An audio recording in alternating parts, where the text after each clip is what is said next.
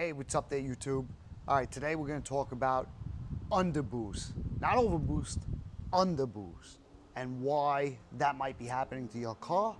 It's a lot easier to deal with compared to overboost, but I'm going to show you what to look for right away, and hopefully you'll be back to regular normal boost pressure right away. I mean, it's really not that much. So let's dive into it, grab the phone, and I'm going to point to some stuff and we'll figure it out from there. Okay, so first things first, we gotta pop this cover off, which is no big deal, right? Little pop here, pop there. I always need two hands, hold on. All right, take two. My dog started barking, so I had to attend to that. All right, so if you have underboost, right, because that's what we're talking about, there's only a few things that you really need to check. And the thing is that when you have overboost, right, which is what I had, it was because my transducer was stuck closed or stuck open, right? So these wastegates fail closed. So that means I'm getting full boost all the time, right? And this car runs at about 29 PSI and it was exceeding 29 PSI, okay? So that was a lot of boost.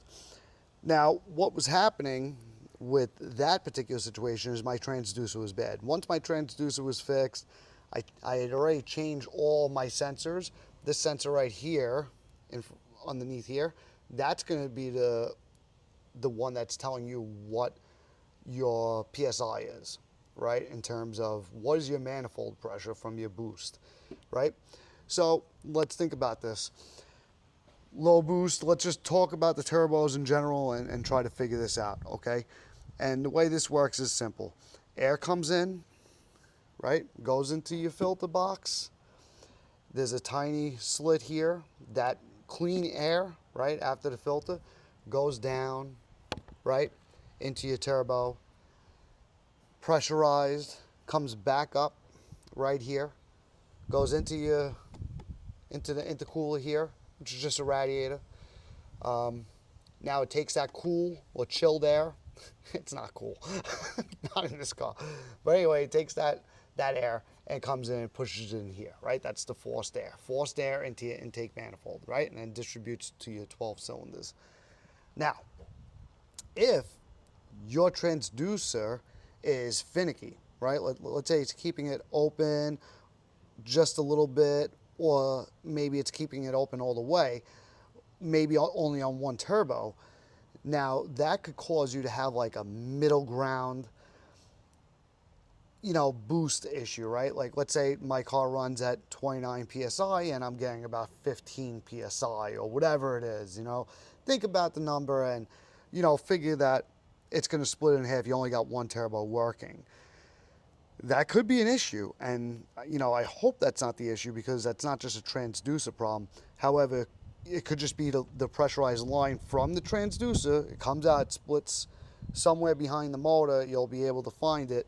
It splits and it goes to both sides, right? And now that's a pressurized system. So if you have a leak, so let's already rule that out, right? Because if you had a leak on that line going to your wastegates, then you would have both units fail. Okay, so we eliminated that. That is not the problem, right? Which is good because that's a real pain in the neck and it's very expensive because to get to those wastegates is a nightmare. Like almost like you want to junk the car nightmare. So now let's talk about the next step. Removing these air boxes and looking at your diverters. Your diverters are very easy to get to. They're not the easiest, but they're very easy to get to, especially compared to your wastegates. So now they sell a kit. Westech makes a kit for these cars. And the kit is because these diverters or blow-off valves, whatever you want to call them, they are prone to failing. And when they fail, you'll get low boost because most likely it's going to fail in an open. So like dumping that extra air to the atmosphere. Now, if one of them is broken and the other one's working, you would get less PSI, right? That would most certainly happen. So that is vacuum. That's a vacuum line going to those diverters. So in essence, all you have to do is get to those vacuum lines, right? And they're in there. You know, I'm not going to tell you that they're super easy to get to, but they're in there. But once you get your air boxes off, you could see it a little bit better. If anything, you could get a bore scope and you could pressurize it. You could kind of see if you put pressure on it, right? You put a vacuum on these guys and just a little vacuum, just a little bit of vacuum on it, and it holds the vacuum, hey, then you're in good shape, okay? But if you put a little vacuum and it's not holding, then you know it's your diverter, right? And then you could just, I wouldn't replace it with the stock one. First of all, good luck trying to find that part because I don't even think they make it. But if you go to Westek's site, they make that kit, and it's like 800 bucks. And if you have a tuner on the car already, I would suggest that you just invest in it because it's a good part. Plus, you'll get that, you get the, which everybody loves, that turbo blow-off sound. So I'm actually going to get that kit. I'm going to install it. You know, hey, Westek, if you're listening and you're watching this video, send me a kit. And I would love to make a video on how to install it. But I would suggest you pick one of those kits up and go from there. That's if you're not getting any movement. But if those diverters are open, then hey, that's where your leak is. I mean, obviously you could check this, right? This little junction between the two intercoolers going into your intake manifold. If that's got a crack, then you're going to lose boost. There's a little gasket, a metal gasket between the throttle body and intake manifold. If that's, you know, if it's just messed up by a little bit, you'll get a leak. And these cars are so sensitive to the leaks that if it's off by a hair, you know, it's going to cause a problem.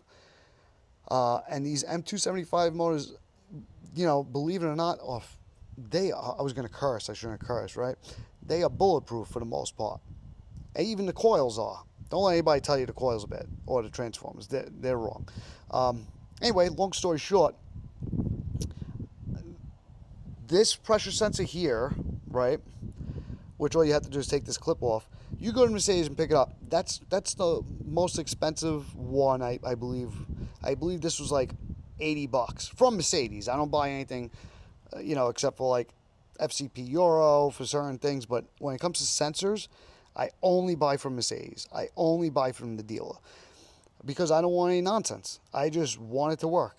And I know I could just literally go to the dealer and pick one up. I don't have to wait. I don't have to get it shipped. It's right here, and I could go over the parts I'm looking for with Mercedes-Benz, and they'll give me it. This was 80 bucks. For all you know, it could just be a problem with your sensor. It could be that easy. You know, chances are it's not, but, you know, that's part of owning one of these cars, is that it's fun because you have a lot of things that you have to check in order to get to the right problem. But most likely, I think it's probably going to be a diverters. I hope it's not. I hope it's just something very simple, but at least this will give you a general idea of where to be looking for the problem. If you have any more questions or you want me to plug in Zentry and show you what you need to be looking for via Zentry, you can do that too. Just leave me a comment.